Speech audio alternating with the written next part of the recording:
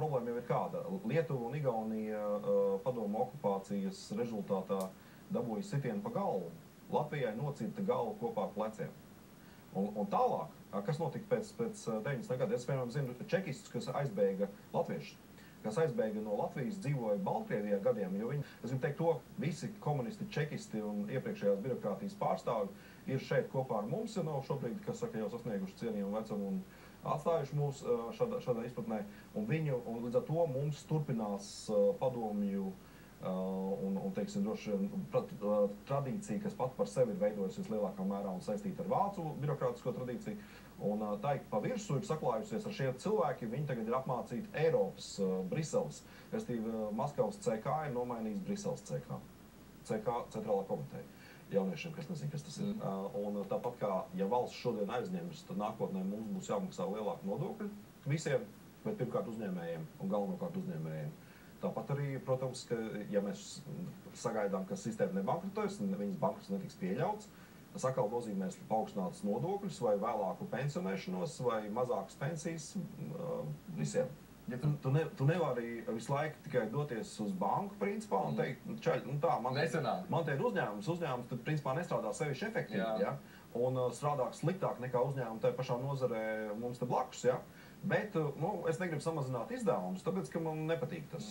Maniem darbiniekiem tas nepatiks. Jā, maniem darbiniekiem tas nepatiks, un tāpēc es domāju, ka vajadzētu aizņemties. Un bankas ar kārtu atdos, es nezinu, pēc tam būs jauna vadība uzņēmumā, viņi lai domā. Jā, no 4 gadiem. Jā, tas ir tas modus operandi, nav ilgtermiņa domāšanas. Latvijā trūkst ilgtermiņa domāšanas tieši šī te elites milzīgā zaudējuma nomaiņas rezultātā ar mazāk kvalitatīvu elitu.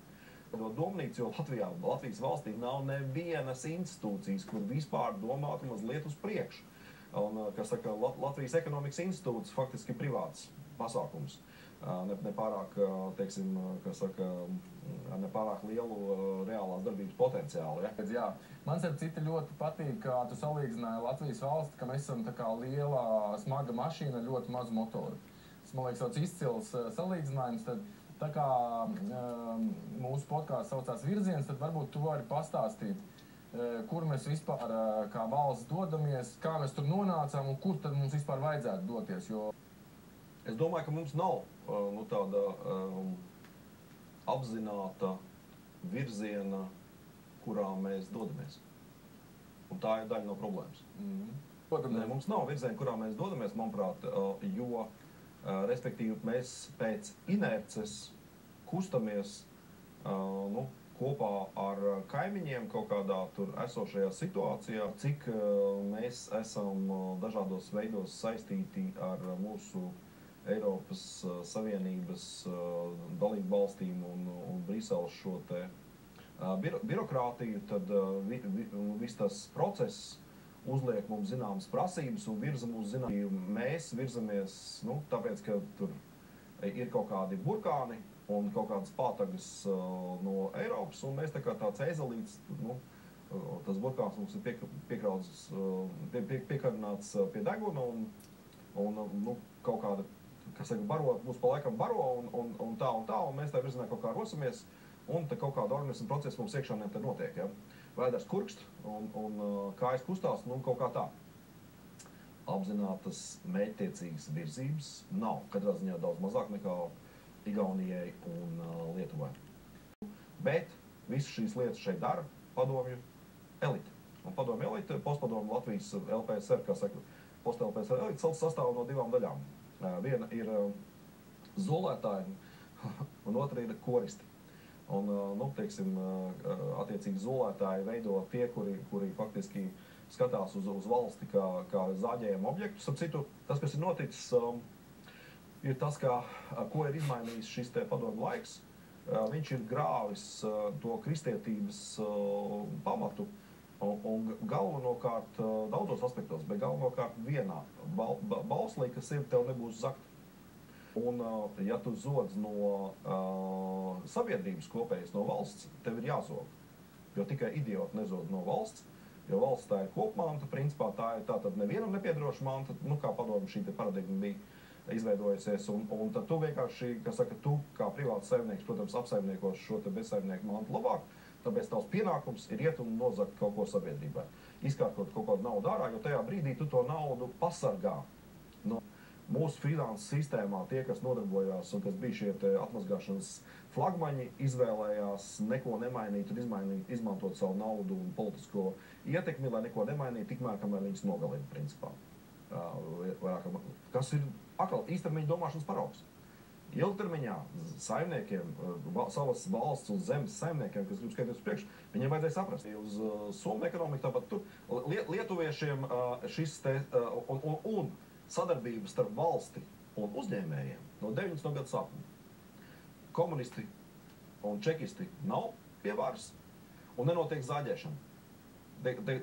Nevis, kā saka, notiek atrašanās pie varas, lai pārdalītu, bet lai izveidot valsts tādā veidā, lai var pelnīt. Un pelnīt uzreiz uz ārpus.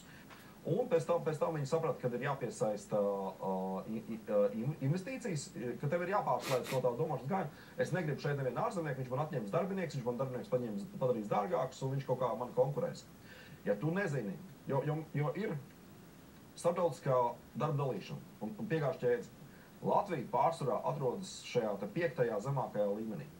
Restīvi mūsu industriju portfels ir salīdzinoši zemāk pievienot vērtību, attiecīgi mēs nopelnām mazāk naudas, attiecīgi mēs varam maksāt mazākas algas, grūtāk mums ir noturēt cilvēkus, un mums ir milzīga valsts nelielam sarūkušam cilvēku skaitam, kurš pie tam nevar vienoties par to, ko tad no šīs milzīgās saimniecības kādā līmenī uzturēt. Ja?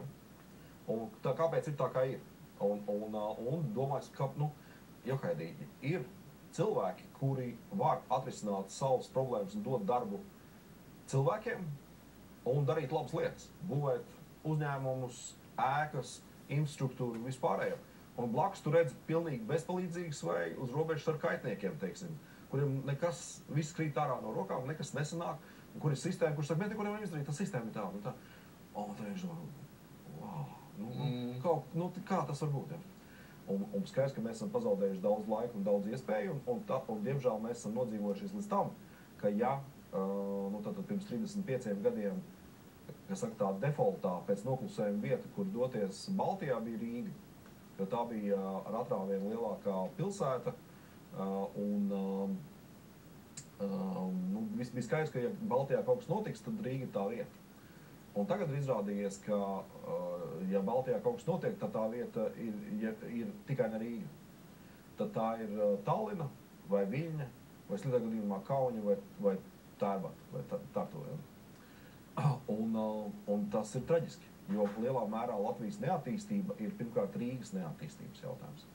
Visa civilizācijas attīstība, kopš civilizācijas ir 7,000 cilvēku, tagad zināmā civilizācija 7,000 gadu plus mīnus, ja? Ir notikusi, ar vien pieaugošās apdzīvotās vietās, pilsētās, ja gribat. Spīļāklis un selekcija un viss pārējais ir izdomāts pilsētās, nevis laukos. Jo skaidrs, ka Leiši Igauni ir nolasījuši zemos augļus daudz labākā laikā, kad bija vilkme un kad bija pozitīvā vilkme Baltijai. Tagad mēs esam sagaidījuši beidzot brīdi, kad Baltijai principā ir negatīvā vilkme. Jo teiksim, reāli daudz investori ir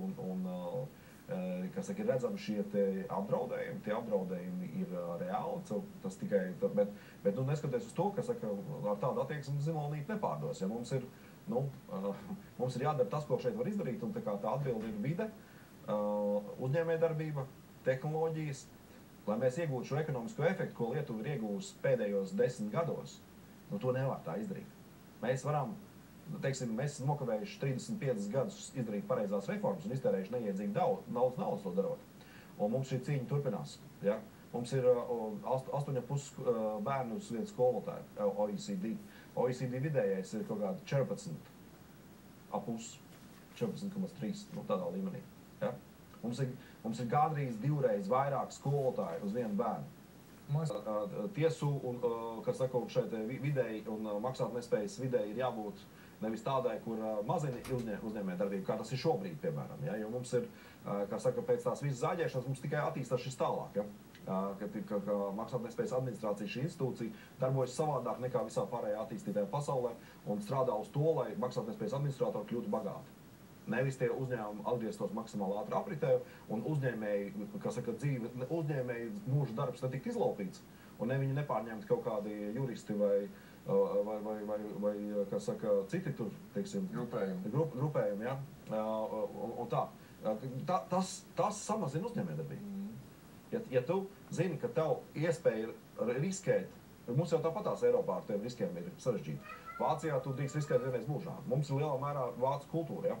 Bet nu, tev viss kaut kā veids, bet ja tev aizmugurē stāv maksātnespējas administrātors, kas saka, solis pa labu, solis pa kreisi, palieciet uz vietas nošaušanu. Nu, šīm ziņām jābūt skaidrām. Tālākai ziņai, protams, jābūt skaidrām, ka visu naudu principā nopelna un lielā mērā tā ir funkcija no uzņēmējdarbības. Uzņēmēji, tā teikt, vēlme, alkatība vai nemieris vai radošais spēks izdomā veidu, kā nopelnīt naudu. Dod darbu visiem cilvēkiem, samaksā visus pirmotnējos nodokļus, tad no šiem nodokļiem valsts pārdala un maksā tālāk un uztur tā tālāk. Uzņēmējdarbības vieglums ir jābūt fokusā un pārvalda dancotam apkārt. Un, protams, ka valsts ir pārkaļķojusies, kā saka, viņa skatās uz uzņēmējiem vienkārši kā uz, teiksim, tādā ziņā ir atražots atkal perfektas padomju skatījums, kā es vienā valsts konferencē runāju par valsts ieņēmumu dienestu teicu, kas ir kā tagad, tas jau bija sen, ir kā tagad tā situācija uzlabojās, ja? Bet kā principā no valsts puses daudz kur, un no valsts sektora un birokrātijas puses, uzņēmējs principā ir noziedznieks, ja? Bet mums tā attieksme ir tāda, ka uzņēmējs tas ir noziedznieks, principā viņš kaut kādā brīdī, nezinu, vidusskolā vai kad viņš nostājas uz šīs slidinās noziedzīgās takas, un viņš ir nozieguma veikšanas procesā. Vēl nav noķerts. Nu, tāpēc mēs esam tur, ka mēs esam, tā ir nabaga domāšana. Jā, es piekrītu. Man liekas, ka... Redzi, es teikšu, ka tā problēma ir nevis politiķos, bet akals. Pirmkārt, saimnieciskajā elitē, vai, teiksim, tajā elites, vispār valsts elites daļā, kura nav it kā tiešā veidā politikā. Un arī tautā. Tā performance, ko mēs redzam, ir tas, ka un arī birokrātija.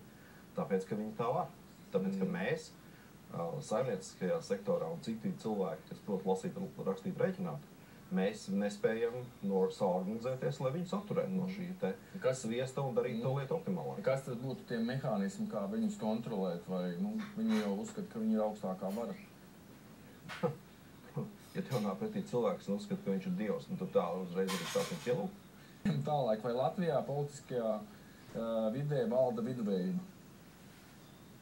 Jā, bet es gribu teikt, ka lielākoties pasaulē politikā valda viduvējības, atskaitot atsevišķus brīžus, kad ir problēmas samilzušas un kad ar to parasto modus operandi nevar šīs lietas izmainīt, un tad, ierodās citi spēki, izlaužās skatuves un izdara kaut kādas tās izmaiņas, kuras ir sabriedušas, pārauj tos aizspraustus, ja, un tad netīruma straumē visu, ko noskalo, un tad pēc tam izveidojas jauna kārtība, kura gal galā ir garlaicīga un kurā salasās viduvējības.